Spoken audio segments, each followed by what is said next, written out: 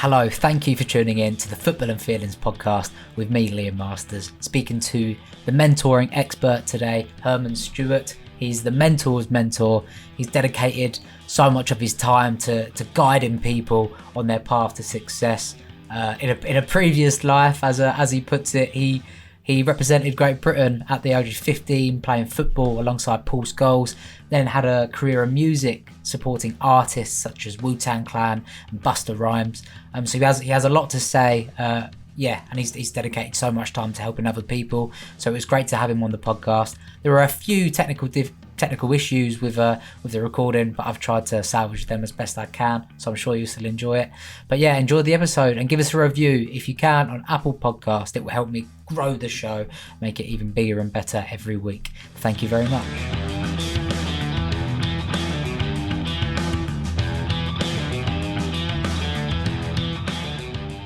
Okay, I am delighted to be joined by Herman Stewart, the mentoring expert. Just some context for the listener before we get going. Me and Herman already know each other, having bounced ideas off each other in the past for some of your projects, right, Herman? Yeah, definitely. I'm very thankful to be welcomed onto your show, and just to be able to be here now, because I remember when we was talking and you was about to launch this, you had all the ideas, all the things you wanted to create. So to actually be here with you today is amazing.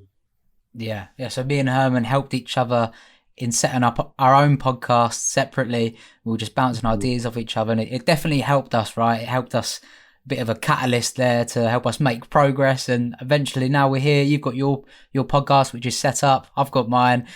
We've gone full circle. Yeah. And it really has, to tell the truth, a big part of it was around that accountability. For me, I wanted to make a podcast from a long time ago. I'd say, over probably 2 years, 3 years, I wanted to make a podcast. So it was like, when we met, I was like, listen, it's got to get done, and for me, what I found, how it got done was starting before I was ready. All the time I was trying to be ready before I started, but, when you're ready, it's too late. You got to start before it's ready. Yeah, you learn as you go, don't you? Yeah. And I feel like me and you, because we've worked together before, I feel like we're in a position to maybe skip some of the trivial conversation, because I really want us to get deep in this chat, talk about motivation, success, and mentoring, of course. Yeah, cool. Yeah. We could fast track that because the rapport's been developed. We've already, with the relationships there. So yeah, happy. You just take me where you want to go. You get what I'm saying? I'm ready. Okay, let's do it. I wanted to talk to you about your life before mentoring was one of the main focuses for you, because I know you were involved in football when you were younger, right? Yeah. Football, just was passionate about football from I was like 5, 6. Do you know what I mean? Just back in the day, just in the back garden, I remember wearing my football boots on the concrete. You know what I mean? Back in the day when young, just had plastic studs. But yeah, just really playing football young. Do you get what I'm saying? Goal, even back a day, goal of football boots, and then got some Pumas. I remember I got my first Daglish Puma boots, you know what I mean? When I was 10, 11. Listen, live, I remember 25 pounds, it was they were like predators beyond, you get what I'm saying? So, and playing, just loving to play football in the parks, throwing down coats, making goals. Do you get what I'm saying? And, then being able to be, playing for district and all that kind of stuff. So, yeah, just really passionate about football for a long time. Mm-hmm. I know you probably made a step above a lot of school kids playing football. I know you ended up... Yeah. How old were you when you represented Great Britain? I was 15. 15. I was 15 years old. So yeah, it was a great privilege, a great privilege to be able to play for my country. And it was a big thing, because it wasn't even like I was in a club or anything like that. It's like I went for trials and I got in, and it was on, and then I was going Ireland and playing, in a tournament, and playing alongside Paul Scholes, and just live. Wow. was big things. Yeah, playing alongside Paul Scholes as well. Wow, that's huge. It's well, you know something, and it's funny because when we was all playing, you know what I mean, it weren't Scholesy then. It was Mm. Scholesy, you know, but we didn't know what he's going to become. You know what I mean? But it just like even when I was there and playing, and all the mans were there, I was like one of the main characters. You get what I'm saying? Like they just loved that I was from the ends. They just knew I was real, you know, and we just having fun. Do you know what I mean? But we was all youngsters though. You get what I'm Mm. saying? I remember when I was over there, and my birthday was when I was over there. When it came down at breakfast time, when everyone's having like the continental breakfast and all that kind of stuff, everyone was like singing "Happy Birthday" to me. So I had my 60th birthday, you know, playing for country and so forth. But that was so many moons ago. You get what I'm saying, Liam? Yeah, basically in a previous life, pretty much, Herman. Oh, definitely a previous life. Why did you stop playing then? Because I know you ended up in music eventually, but what was the jump from football into music? What was that process? I think football, what it was, and it's funny because I think some things you only see from hindsight, you know, when you Mm. reflect and you consider it and look at it. But I remember I was playing football. I left school, was playing semi-pro at that time, but I just was like, I don't know, I was distracted. Do you know what I mean? As a young boy, I was like, you know, getting more into clubbing, getting more into discovering the other sex, you know, like just like kind of Jack the Lad kind Mm. of scenario. And for me, I never had the passion, you know, and I've really realized that now. And a lot of people, like I've known lots of talented people that never went all the way, you know, people that like they could bend you up in their slippers, you know, and they just never got all the way. They never went all the way. And some of it is like to be a professional, it's more than talent, you know what I mean? It's about attitude, it's about focus, it's about going to digs, do you know what I mean? And just, you know, having a different kind of life, not being around your friends, you know, and sometimes it's the lifestyle. The Mm. lifestyle is like, you're not interested in lifestyle. Yeah, like playing football and being good is one thing, but then being able to have that lifestyle that's different, that can be a bit of isolation, got like different levels of discipline and, you know, not being around your family because you probably have to go and move away and be somewhere else, all that kind of stuff. That was something that weren't necessarily the most attractive to me. But yeah, I got injured as well. And when I got injured and I started to like not play as much and, you know, I had to go and get the physiotherapy and all that kind of stuff, get the red light treatment. But for me, after it was just like, I just kind of fell out of it, you know, like I never saw the importance at that point. Like in a sense, I just thought like, I don't want to go. I don't want to go. I want to go and do what I want to do.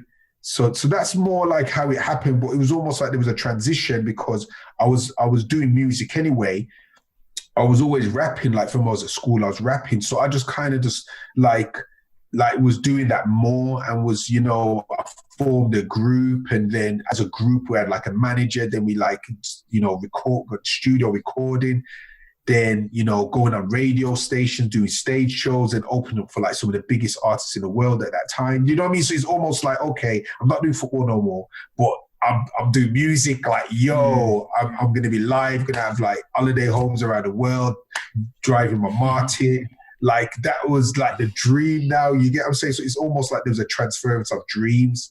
So I moved from having the dreams of being a footballer to having the dreams of being a recording artist, you know what I mean? And I was seeing a lot of evidence from it that it was going, not even that it was going to be possible, I was doing it. You know what I mean? I was in Radio 1 stations, you know, in London and on MTV and all that kind of stuff. So yeah, it was like that was a transition from the football to the music. Mm. But you obviously had quite big aspirations when you were that sort of age then, because to want to be a footballer and then losing your passion for that, which is quite an honest thing to admit, I think, and then suddenly you're in the depths of this new passion going into music with like even more high aspirations. It sounds like you were never willing to be average in anything, Herman. No, I mean, it's just been there's been a dream in me. I'm a dreamer, not a dreamer in a sense of, there's some people like just dreamers and they're just satisfied with dreaming. For me, when I say dream, it's about vision, and having vision is like I have a vision of what I can see. Like I can see that I can do it. I can see that I can be there. I can see that it's possible. So I'm working towards it. I'm trying it. I'm doing what I can do to make it happen. Do you know what I mean? And that's where, in a sense, I would say there's been a lot of different things that I like gone through all of the different things that I've done. Like creativity, you know what I mean? Like in football, while I was good, I was creative. I could see a pass. I could see things. I vision. Even with football, it's like I just had crazy vision, and I could see I could make that run, or I could do that, or I could see that pass. Or so in a sense, I had quite a different vision when I was playing football, and I would follow it. Do you know what I mean? Like I was passionate in the sense of like I'd go on runs, I would take on different people and do all that kind of stuff. And really it was like those same qualities were in music.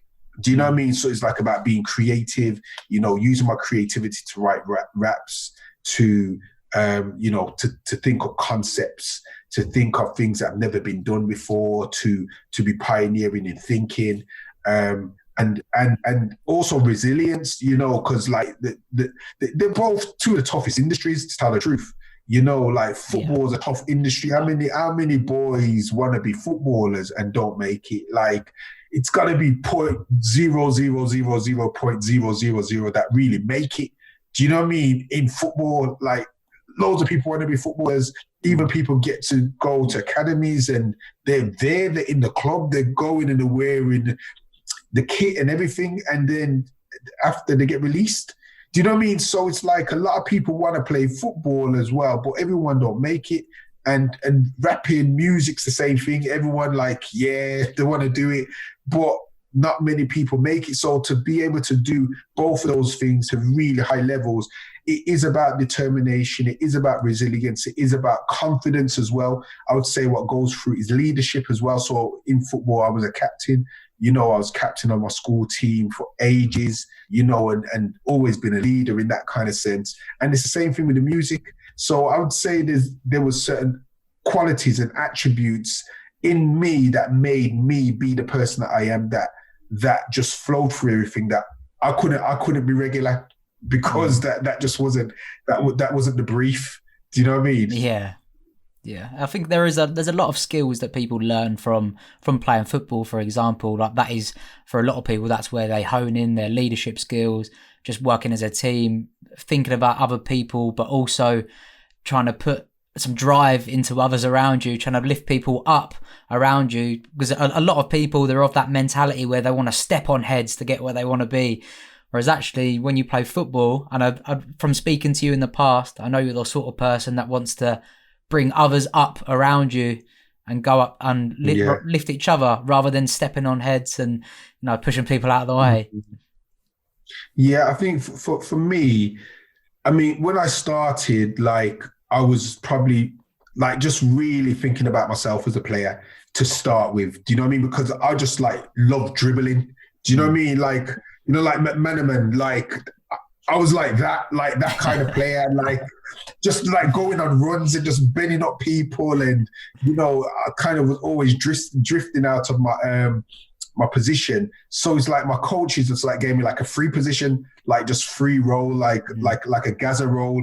Do you know what I mean? And I was like, that's how I played. But then after I started to realize that you got to play different. You get what I'm saying? Especially when I played for country, it's like you can't be on the ball too long. You know what I mean? You got to be passing. You got to have your triangles. You got to be thinking more in a tactical way.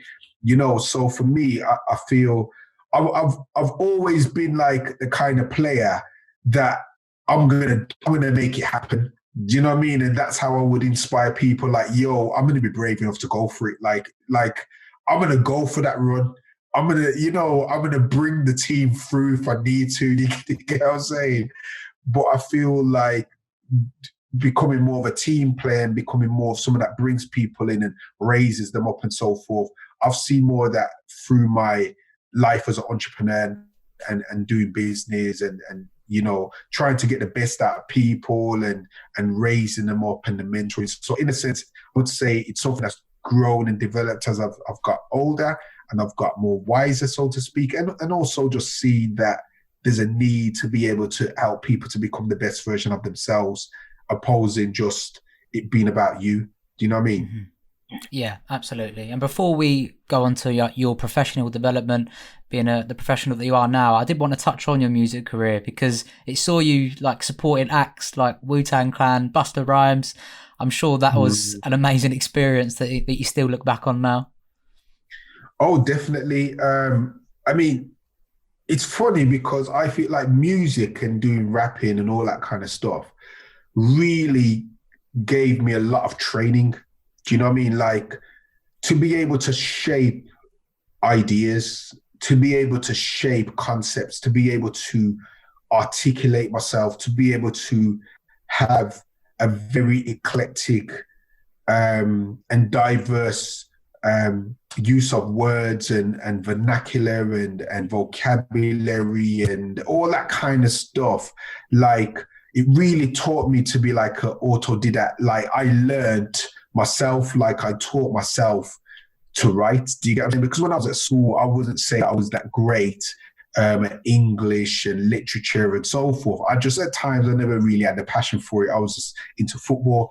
But from rapping, it taught me new words, like I had to discover new vocabulary to be interesting, to be able to make different similes and all that kind of stuff. So in a sense, like learning that and then writing and then communication and then being able to engage with people and being able to, convey ideas and so forth, that really trained me to do a lot of different things. And when you start speaking about going on stages, so yeah, we've opened up for like artists like Busta Rhymes, like Wu-Tang Clan, rapped alongside Redman, been on like multiple radio stations, Galaxy, Choice, legal stations, pirate stations, all that kind of different stuff, been across the field. Do you get what I'm saying? So you're then learning how to present.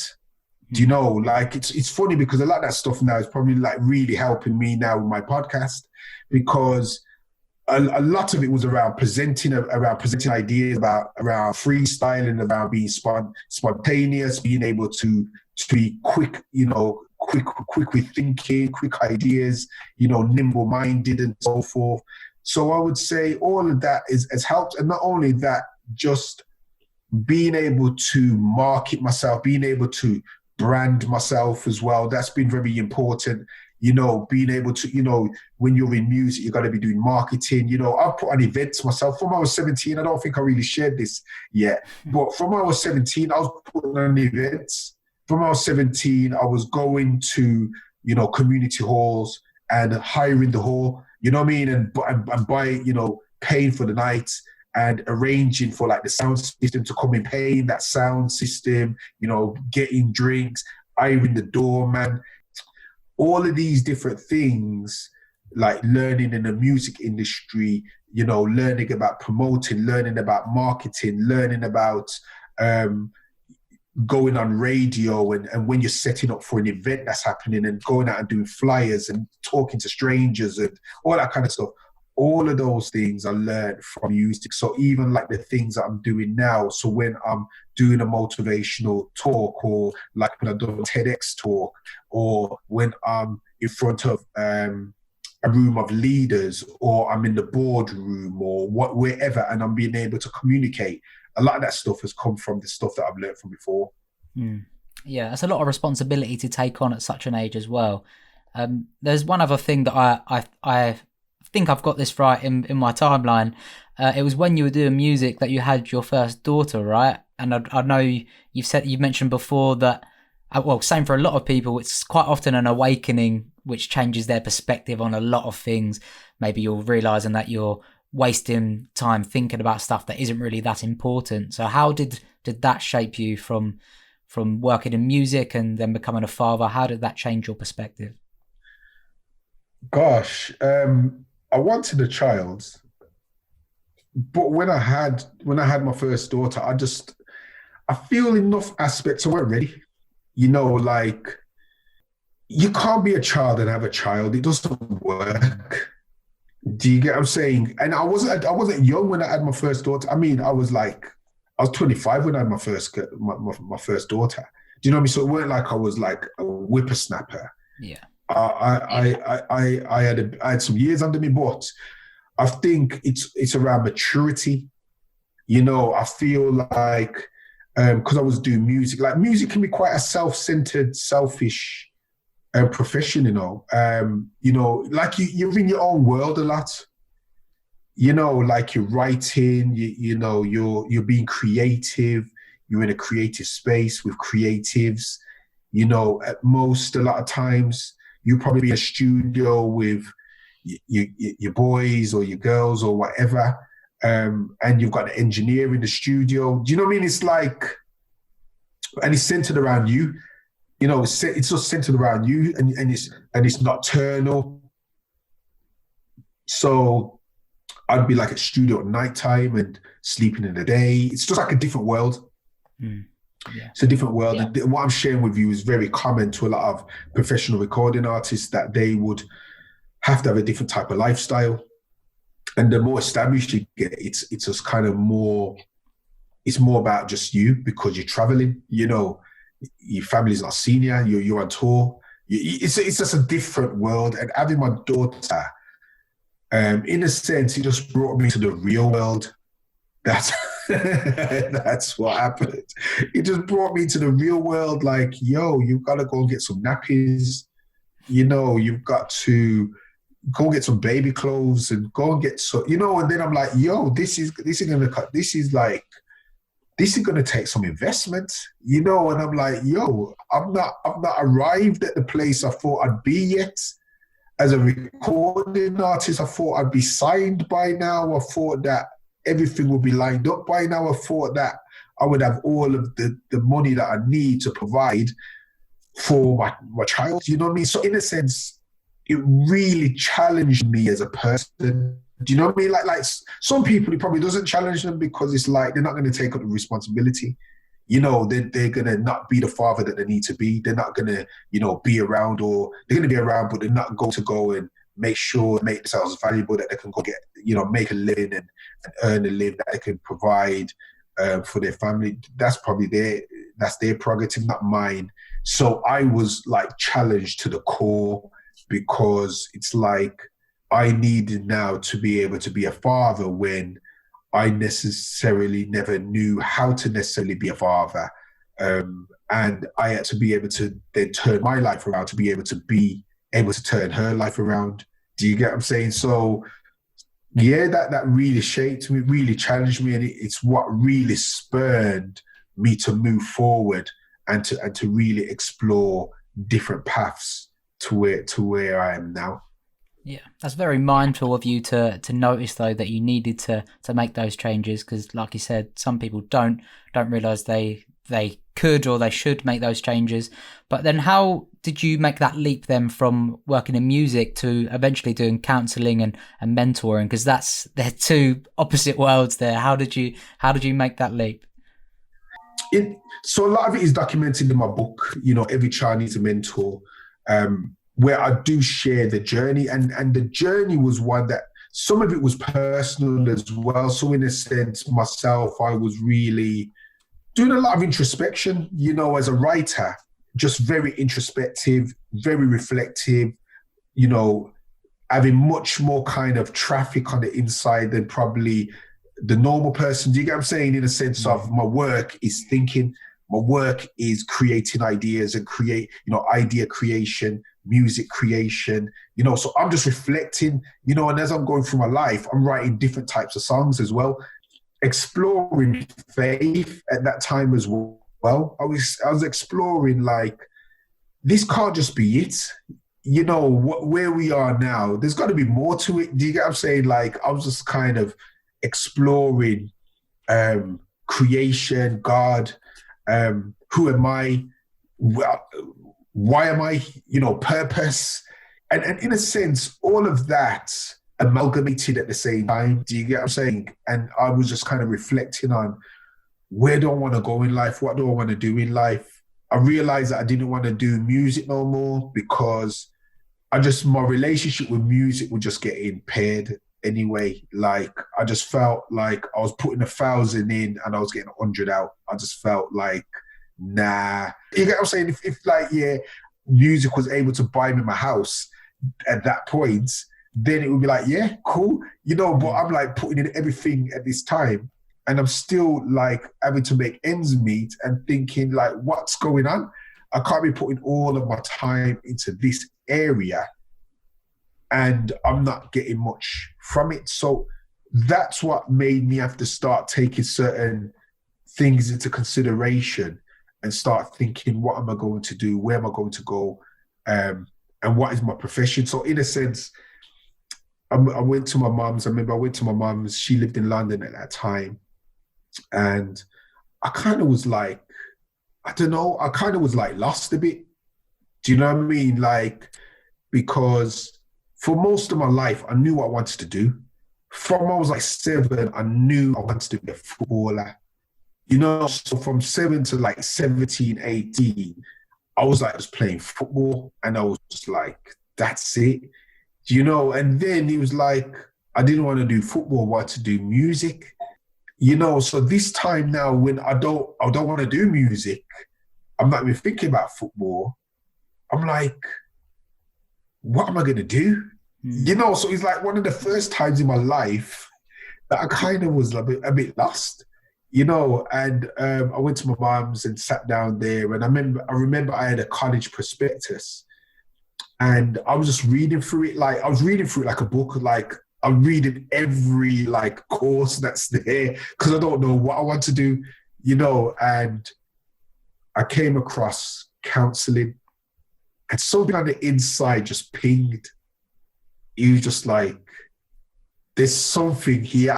I never thought about it before, but there's something of interest here. So then what I done is I went and I got signed. I went up and I talked to the people about counseling. I went to the college and said, I want to do this and so forth. And from there, like, and I started it and everything, it was like, yeah, I really like it. But then someone, when I was studying counseling, one of my peers, they said, you will be good at mentoring.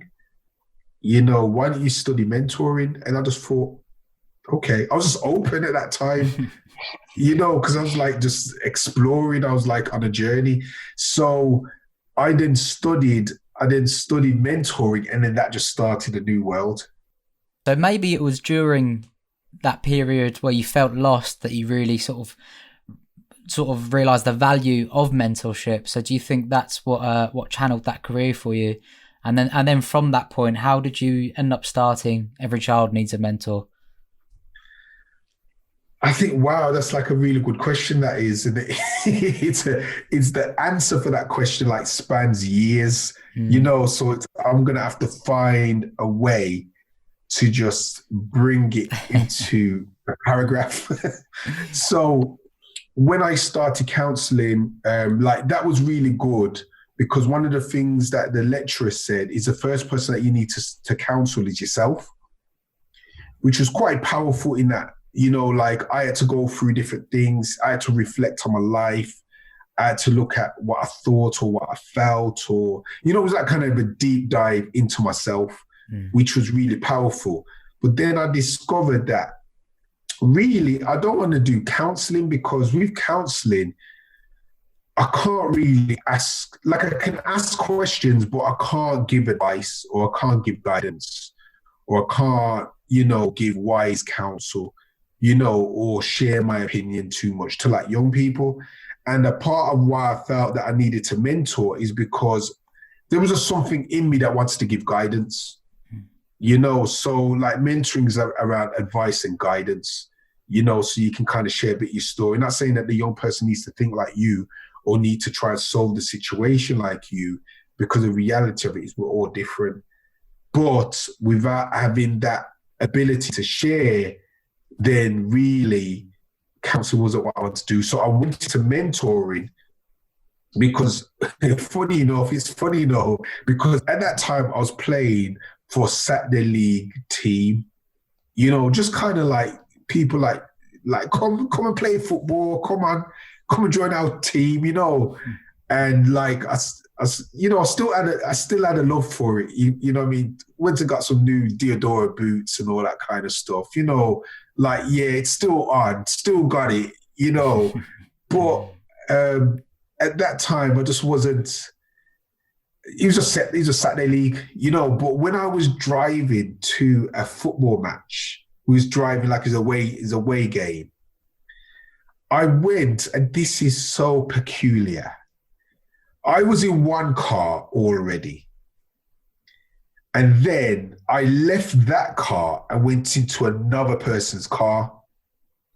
Yeah, just before we left out. And this person was like a youth worker. And his name's Stephen Richards, and he was like a youth worker at that time, and he played in the team. And we was talking, and I was just telling him, like, I'm doing mentoring and I'm studying that. And he says, yo, there's someone I need to introduce you to because they're having some troubles with some young boys and they could do with like a young man and And he says, I'll introduce you. So then he introduced me to this person at the school, and this person who he introduced me to, her name was Judy Simpson, but she was better known as Nightshade of the Gladiators. So back in the day, like the program Gladiators, some people probably won't know it, but she was one of the gladiators. She was called Nightshade. So I met her in this school, and she was now mentoring. So I started to I came and started to mentor in that school with her, and then really I was just really good at it. Like I was just really good straight away. Like I could connect with the young people, and I could challenge them and encourage them, and they knew it was the real deal.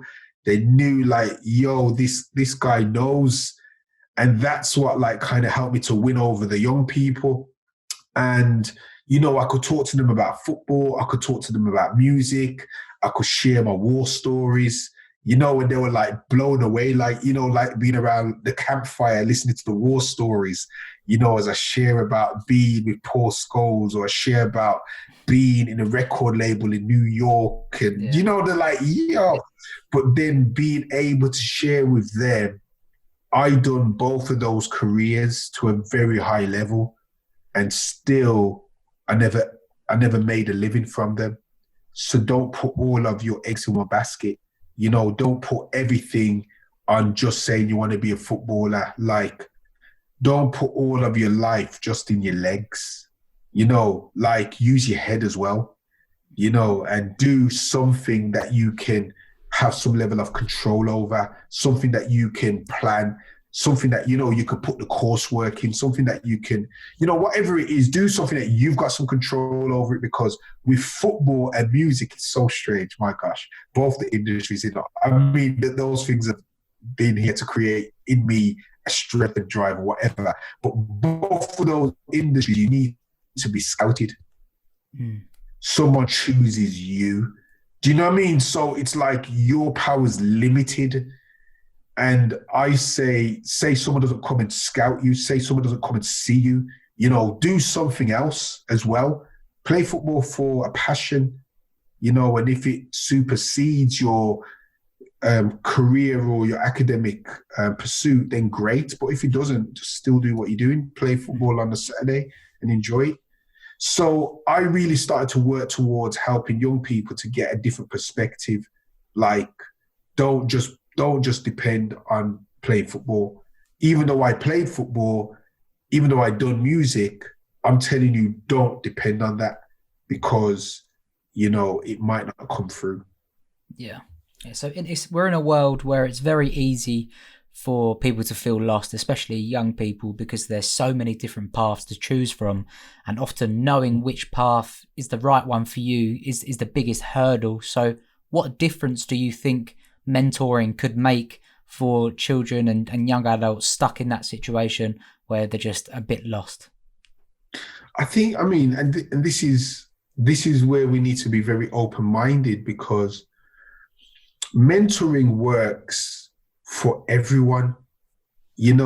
Mentoring works for professionals. Mentoring works for, world-class athletes, world-class actors. Like, people have mentors. Like, it's only certain sectors that think mentoring is for where you're not doing well. It's like when you go on the X Factor, you have a mentor because you've already got a talent. You're already good. And now your mentor is going to help to bring that talent out, or to help to nurture it, or to help to make it more polished. And really, ultimately, that's what a mentor should be doing. A mentor should be giving you wisdom, giving you insight, giving you like a different alternative way of thinking. And for me, like, I mentor adults, I mentor leaders, I mentor children, I mentor mentors. That's why I am called the mentor's mentor, because I actually mentor mentors or young people that I worked with and mentored them when they were like in their teenage years, when they were like 14, 15. They're now in their 30s and they're mentors. So I've seen like multi-generational mentoring, but I would say that mentoring helps everyone. So if you've got young people more than like even grown-ups need guidance.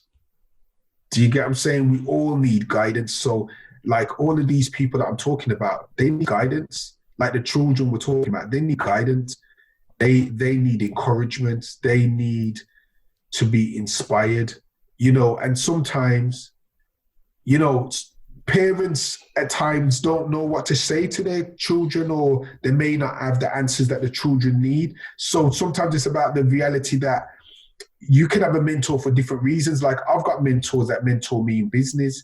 I've got mentors that I will call up and I would speak to, and they will give me guidance, and they will give me an understanding of what I need to do to go to the next level, or I'm approaching a juncture in my life or a juncture in my business that I've never been to that place before. I've never created this kind of deal, or I've never worked with this kind of client before. And then my mentor will help me in that world. Do you get what I'm saying? Or I've got a mentor that they will speak to me like personally. I might be going through different seasons in my marriage, or might be going through different seasons as a father, and I don't really know what to do. I'm kind of a bit lost concerning, I've not really experienced this terrain before. Then a mentor would help me in that aspect.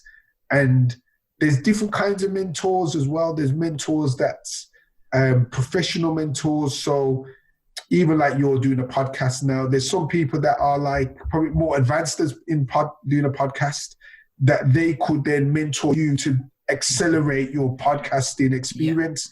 Do you know what I mean? It's like when I would speak to you and trying to get like more insight to say, what do you do? What mic should you get? What programming should you use? Should you use Audacity? Should you use GarageBand? Should you, it's like, but I would say like the mentoring is when someone is like, they're doing it consistently, or, they're doing it more frequently. It's not like a one-off. Mm-hmm.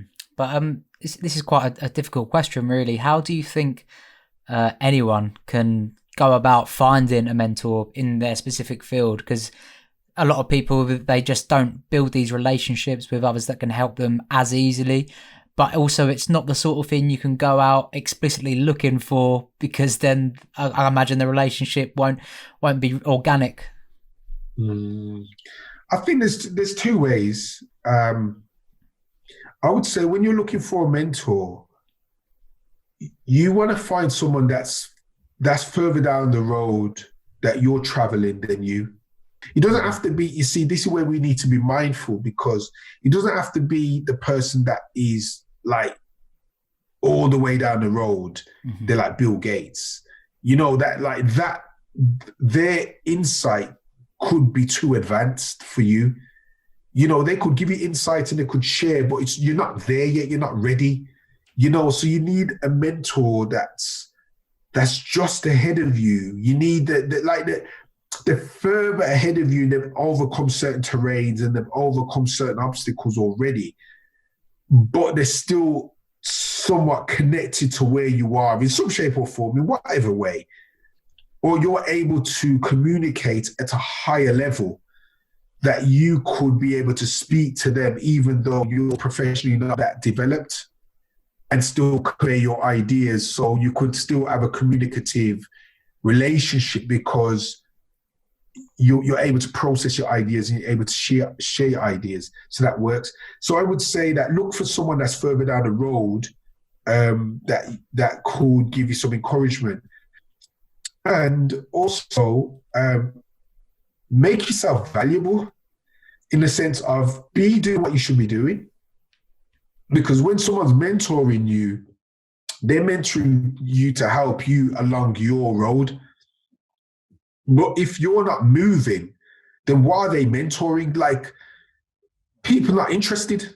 You know, if you can't be bothered to do what you need to do, then I'm definitely not going to take time to mentor you, because ultimately, even if I mentor you, you've got to do the work. You've got to implement. You've got to execute.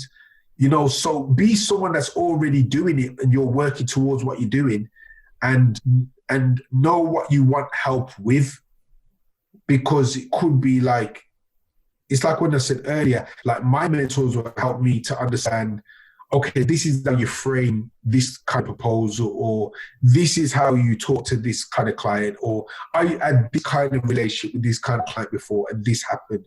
It's like they are able to give me insight into my possible future. And it's about making sure that you get people that can help you down the road to your possible future, and that they can hold you accountable and ensure that you do what you say you're going to do. Yeah. And I think it's very important for people to realize that these things aren't linear as well. It's different for everyone. Same as success. Like success is not linear. And I know that's the point of your podcast, Finding Your Path podcast, where you're speaking to professionals, high achievers in their field about how they became successful. But what I want to know regarding that podcast is what have you learned? Because you're having some really inspirational speakers on there. I'm sure you're absorbing some information there, Herman. It's kind of overload, if I must say. You know, I'm doing a podcast weekly, and I would say what I've been learning a lot of is a lot of people suffer from imposter syndrome. Like that's been like a theme, like highly aspirational or highly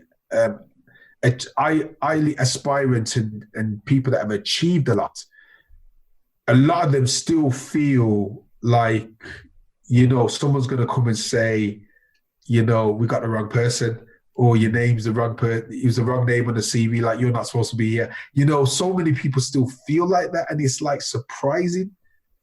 It's like, how can you still feel like that and you've been doing this for so long?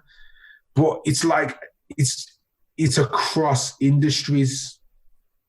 It's like different people in different worlds thinking that in the law industry, you know, in accounting, in entrepreneurship, in sport, lots of them thinking the same thing, which is like, wow. So that's been a big thing. That's been a big takeaway. And the other thing is the importance to take risks. Like, we gotta just really take risks, because the way that a lot of these people became successful is they took risks. They really they just took risks. And they put themselves out there, and that was a big thing. The other thing that I've learned as well is to not be acclimatized to the culture. You know, and what I mean about that is saying, like, British culture isn't a good thing. I'm not talking about it in that way. It's more around where there's cultures to say, like, to give you an example, like I'm interviewing and talking to people in the UK as well as the US. So I'm speaking to different people from different cultures. You know what I mean? So it's funny because I spoke to someone from the US yesterday, and we spoke about just the expectation in America to say that you know that you're good and that you're supposed to be able to say that you're good and you're supposed to be confident. It's like an expectation, like they expect you to be able to sell yourself. You know what I mean? But then in this culture in the UK, when you know you're good or you're like aware of your talents, people can say that you're being arrogant.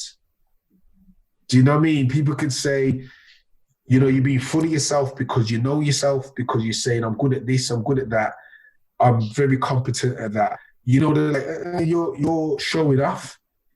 You know what I mean? So what I would say is it's so important not to be attached to the culture around the negative aspects of the culture. Know that it's a good thing to be confident. It's a good thing to be kind. It's a good thing to be all the things that you need to be, and don't be afraid of being them. Mm-hmm. Yeah. And at the moment, culture is shifting quite rapidly. It's a pivotal time in society right now, with activism sort of shaping the world, hopefully into a world of equal opportunity. But what do you think is one of the most important things for especially young people to remember right now in this ever-changing society? What do you think is what should they be remembering to do? Wow. Yeah, sorry, big question.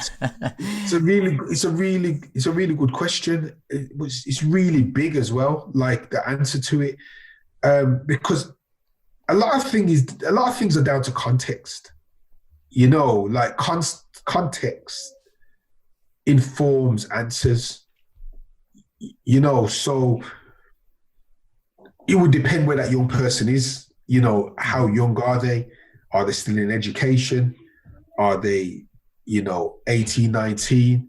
Are they working? Are they home? So, but that's where it gets more bespoke and more personalized. So I'd say a more generic answer would be people need to remember that they're gifted and they're talented, and the treasure inside of them needs to be nurtured, and they need to do it. And I think when you've got so much entitlement, or people think that they deserve this or deserve that, or, sometimes even with even the benefit system, and I'm not speaking negatively about the benefit system, because, I have been on benefits more than once, and I understand that when you're in that time of your life and you need help and you need to get back on your feet, it's there, and I've used it. And, I'm proud to say that I have been on benefits. I'm not ashamed of it.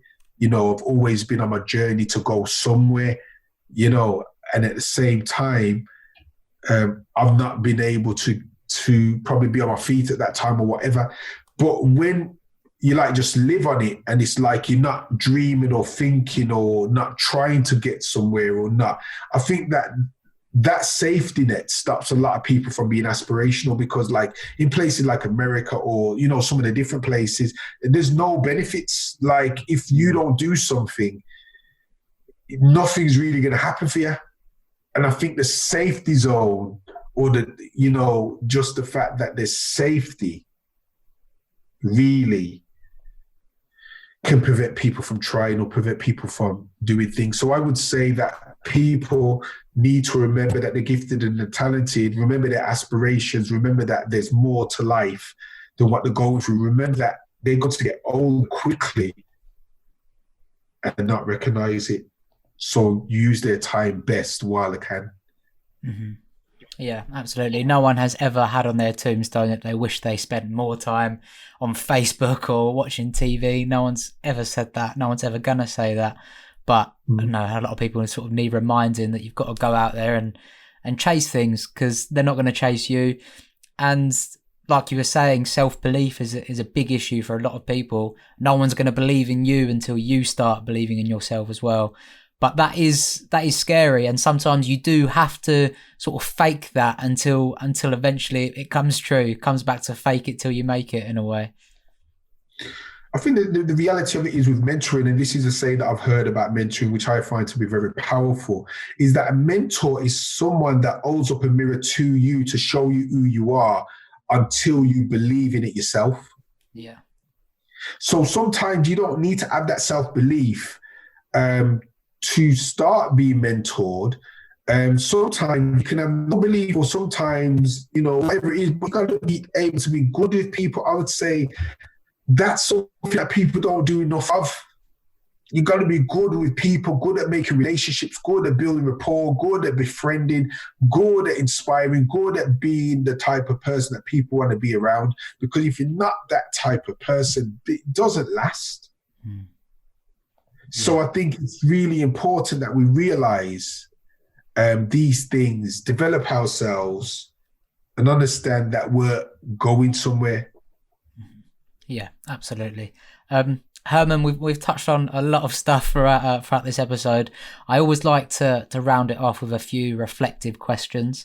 In the last few years, what have you learned about yourself? Wow, that's quite deep. That is. That's quite deep. Okay. I said at the beginning we're going to dig deep in this chat, Herman. What have I learned about myself? I've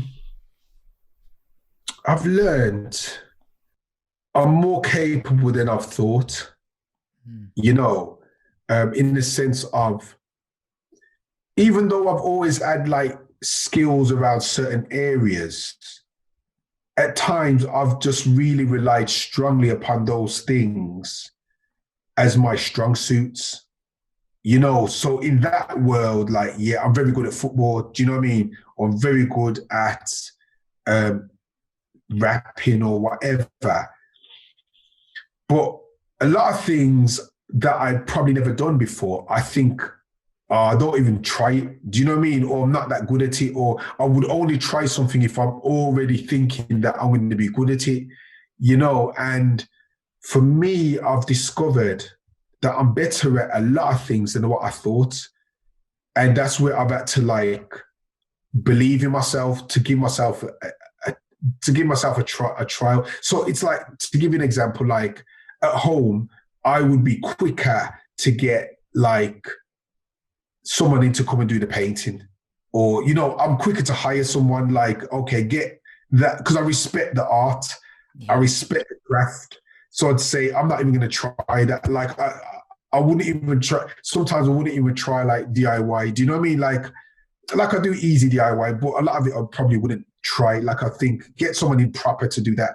Do you know what I mean? And that's where Donna, my wife, has been more encouraging to say, why don't you just try it?